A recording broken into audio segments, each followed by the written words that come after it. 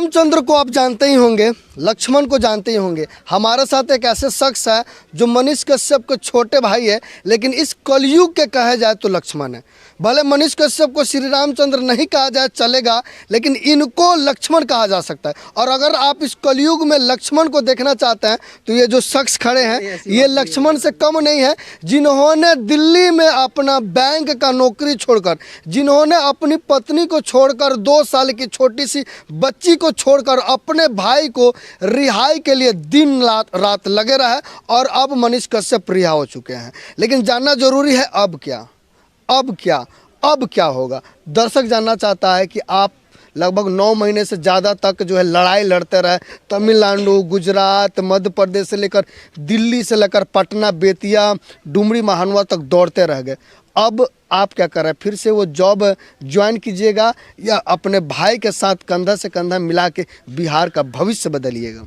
देखिए, सबसे पहले हम लोगों पे इतना कर्ज चढ़ गई है, उस कर्ज को चुकाने के लिए सबको मेहनत करना पड़ेगा। चाहे मैं हो, चाहे भाई है, चाहे मेरे फादर हैं, चाहे मेरा माँ क्यों ना हो, किसी न किसी फॉर्मेट में माँ को भी मेहनत करनी पड़ेगी।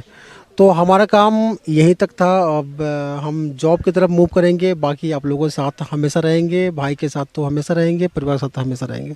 क्या लग रहा है, मनीष भैया आए हुए हैं और बहुत सारे मामलों में देखा जाए तो सारे मामलों में बेल मिल चुका है, लेकिन अभी तक मनीष कश्यप को क्लीन चिट नहीं मिला है। तो क्या अभी भी कोर्ट कचहरी का चक्कर लगता रहेगा या जल्द से जल्द हो सकता है संभावना कि उनको क्लीन चिट मिल जाए? देखिए, एनएसए था, मेन था, एनएसए में क्लीन चिट मिल चुकी है। इसका दूसरा भी कोई सेंटेंस होगा तो मुझे वर्ड होगा तो बताइएगा, वो भी मैं बोल दूंगा।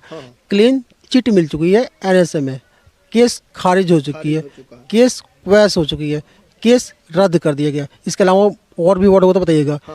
मिल चुकी है। बस मेन था एनएसए में जो एक बदनुमा दाग था जी।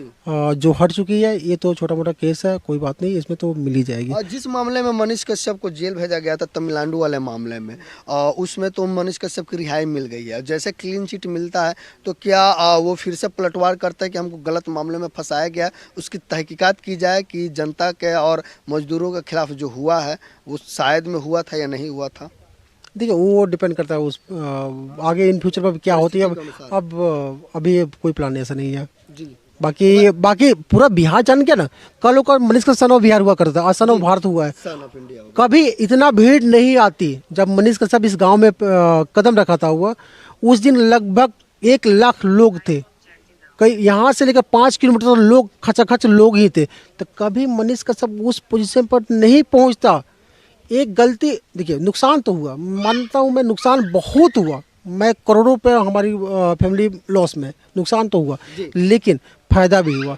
क्या 1 करोड़ 2 करोड़ देकर इतनी लोगों के दिल में आप जगह बना सकते थे? नहीं बना सकते। लेकिन चलो, नुकसान तो हो गया, पैसे से नुकसान, फाइनेंशियल नुकसान हो गया, लेकिन मनीष कश्यप ने जो करोड़ों लोगों के दिल में जगह बना दी है, उसको निकालना इम्पॉसिबल है।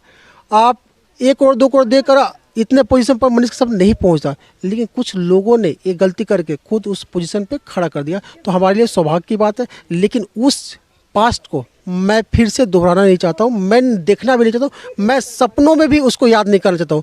मैं ये भी कहता हूँ कि जिन्होंने लगाया उसके परिवार में भी ऐसा दिन कभी ना आए।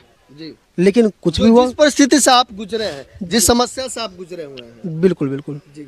क्या लग रहा है आज, जैसे कि देखा जाए मनोज तिवारी जो है आपके घर पे आए हैं, कुछ ऐसा समय था जिस समय में आप मनोज तिवारी को सिर्फ टीवी में और फिल्मों में देखे होंगे, लेकिन साक्षात आपके घर पे आए हैं। सपना जैसा लग रहा है या हकीकत लग रहा है? सपना जैसा ही था कि हम लोग टिकट लेकर हम लोग जाते थे मूवी देखने।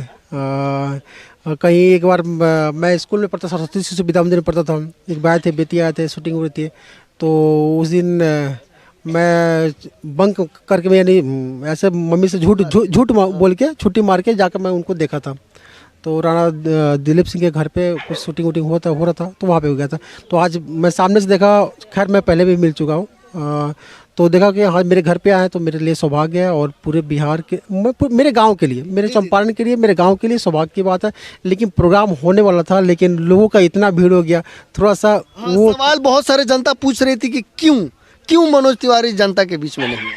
आप देख रहे, आप भी तो थे, ये तो आप भी आपको भी जानता है क्या क्वेश्चन पे आप भी जानते हैं क्या जनता जानना चाह रहा था क्या- क्यों क्यों रीजन पूरा जनता देख चुकी है कि हाँ क्यों कितना भीड़ था कितना क्राउड था यहाँ से वहाँ तक पहुँचाने में कितना हालत कितने आदमी घायल हुए कितना आदमी का पैर टूटा कितना आदमी का चप्पल छूटा कितना आदमी को प्रॉब्लम हुई सबको पता है। क्या सपने में सोचे होंगे कि इतना भीड़ मनीष कश्यप के आने पर मनोज तिवारी के आने पे आएगा? नहीं मैं नहीं सोचा था कि हाँ जो इतना मनीष कश्यप कर सकता है। जी। जो गांव वाले भी शौक रहे कि हाँ जो गांव हमारे गांव हर जाति के लोग हैं मुस्लिम भाई भी है हिंदू भाई भी है लेकिन किसी से पूछिएगा तो मनीष कश्यप पे पूरा गांव गर्व करता है। गर्व कर रहा जिस तरह मैं अपने भाई के लिए कोई भी अपने परिवार के लिए गर्व करता है लेकिन मेरे गांव भी मनीष कश्यप पे गर्व करता है। ये सबसे बड़ी उसका अचीवमेंट है सबसे बड़ी बात है। लेकिन करण भैया दर्शक जानना चाहता है कि एक छोटे से गांव में मनोज तिवारी एक मनीष कश्यप के घर में मनोज तिवारी आखिर में क्यों आए थे?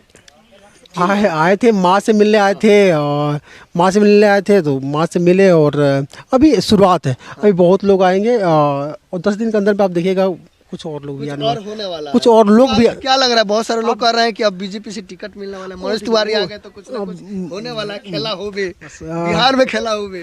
अब देखिए अब आगे क्या होती है बाकी